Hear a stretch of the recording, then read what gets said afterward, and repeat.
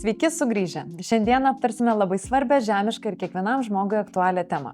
Kūno odos priežiūra žiemos laikotarpiu. Sezonų pokyčiai mūsų platumoje, šaltis, namuose veikiantis šildymas, sausas oras – tai visa eilė iššūkių mūsų odos barjerui.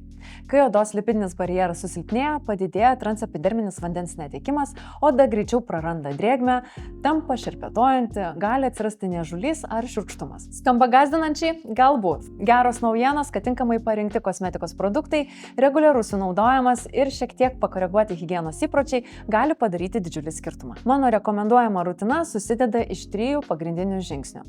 Švelnus valymas, emolientų naudojimas ir papildoma priežiūra. Ir taip, einame žingsnis po žingsnio. Pirmas žingsnis – odos prausimas. Bet žiemą mums turi rūpėti ne tik nuvalyti ją ar pašalinti nešvarumus, bet ir saugoti lipidinį sluoksnį. Būtent optimaliausias sprendimas – aliejinis prausiklis. Jis valo, tačiau nepažeidžia apsauginio barjero. Aliejiniai prausikliai padeda išsaugoti odos lipidus, tokiu būdu padeda mažinti drėgmės netekimą ir oda lieka elastingesnė. Tai ypač svarbu, kai oda jau yra linkusi į sausumą, tempimą ar jautrumą, net ir jei nėra jokios patologijos, pavyzdžiui, dermatito. Mano rekomendacijos, kurias rasite lengvai vaistiniuose tinkluose. La Roche-Posay aliejinis prausiklis su niacinamidu ir lipidais. Eucerin, kuris turi net 53% natūralių aliejų, Bioderma aliejinis prausiklis su biolipidais ir vitamino PP ir Clineral by Ahava su negyvosios jūros mineralais, kuris tinka labai jautriai odai. Svarbus komentaras: jei oda yra linkusi į sudirgimus, priemonės rekomenduoja rinktis be kvapiklių ir be dažiklių. Rūgštiniai kūno prausikliai. Šis žingsnis papildomas niuansas, bet labai vertingas. Rūgštiniai prausikliai veikia ne tik kaip valikliai, bet ir kaip švelnūs šveitikliai, padedantis pašalinti negyvas ląsteles. Šie prausikliai dažniausiai turi alfa-hidroksirūgštis, kaip pieno, glikolio rūgštis arba azelaino rūgštį.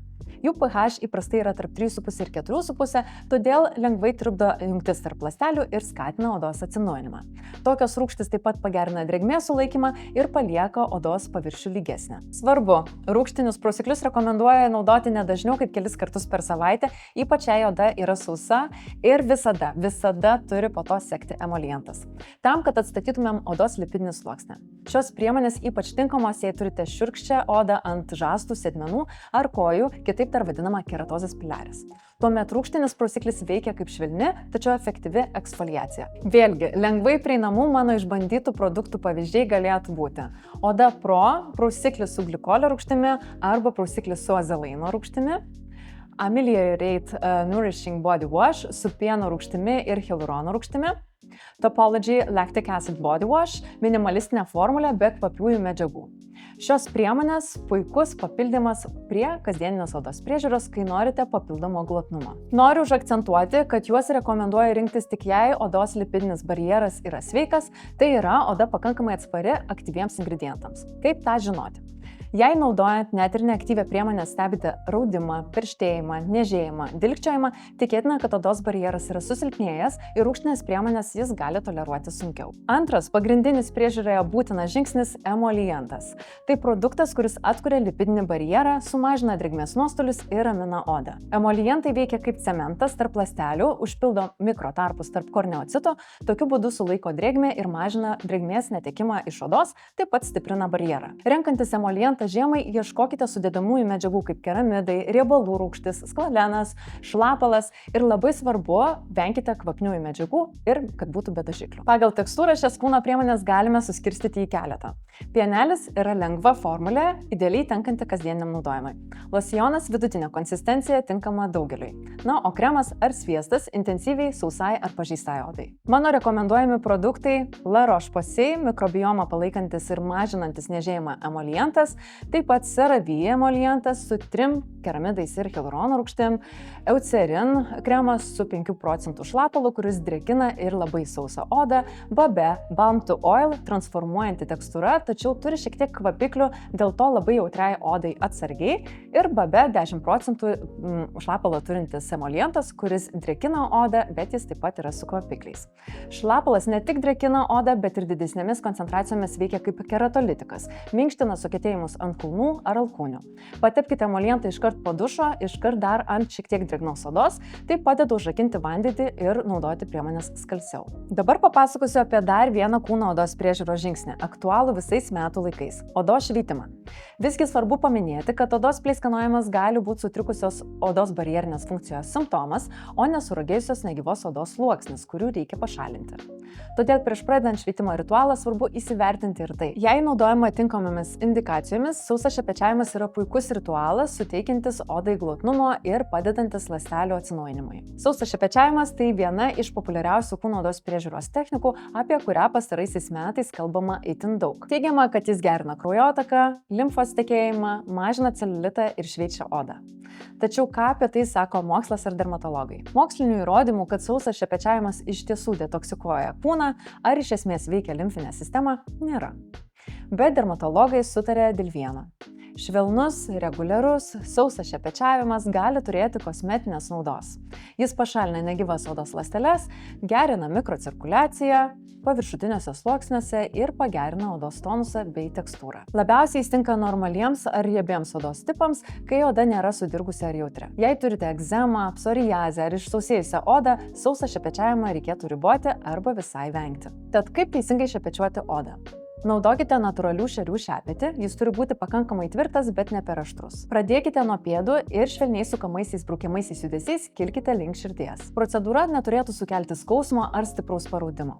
Optimalu naudoti 1-3 kartus per savaitę, nebent oda labai gerai toleruoja, tuomet galima ir dažniau, pavyzdžiui iki 5 kartų. Po šepečiavimo visada naudokite drėkinantį kremą arba emolientą, kad atstatytumėte lipidinį sluoksnį. Jei po šepečiavimo oda šiek tiek parausta, tai yra visiškai normalu, tačiau jei jaučiate deginimą ar niežėjimą, vadinasi spaudimas buvo per intensyvus. Štai keli mano rekomenduojami pasirinkimai.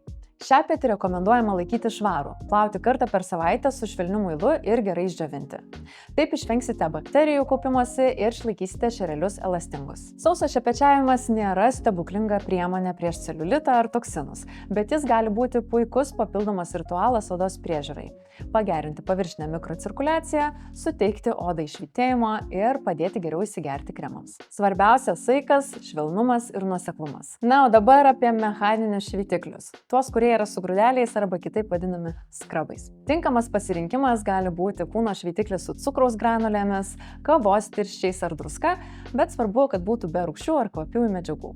Kūno šveitikliai su cukrumi, kava ar druska gali būti naudingi, bet nebūtinai tinka visiems odos tipams, ypač jei oda labai sausa, plona ar pažeista. Mechaniniai šveitikliai, kuriuos rekomenduočiau, galėtų būti Everyday Polisher kūno šveitiklis su antioksidantais, Han Tales of Lotus kūno šveitiklis, Bionike kūno šveitiklis su ruduoju cukrumi Defense Body ir Q&A kūno šveitiklis su alfa hidroksirūgštimi. Taip pat geras pasirinkimas, bet turi kvapų Mokoš. Tokie šveitikliai padeda palaikyti odos tekstūrą, ypač kai oda linkusi į šiurkštumą ar turi problemų su reljefo netolygumu. Jei nepaisant rutinos oda vis tiek labai sausa, pleiskanojanti ar niežti, gali būti, kad tai tikrai ne kosmetikos klausimas, o vidinės sveikatos indikatorius. Kokios tos priežastys? Dažniausiai tai yra vitamino D trūkumas, geležies stoka, omega 3 ar kitų riebiųjų rūgščių nepakankamumas, kuris gali pasireikšti dėl nepakankamos mitybos.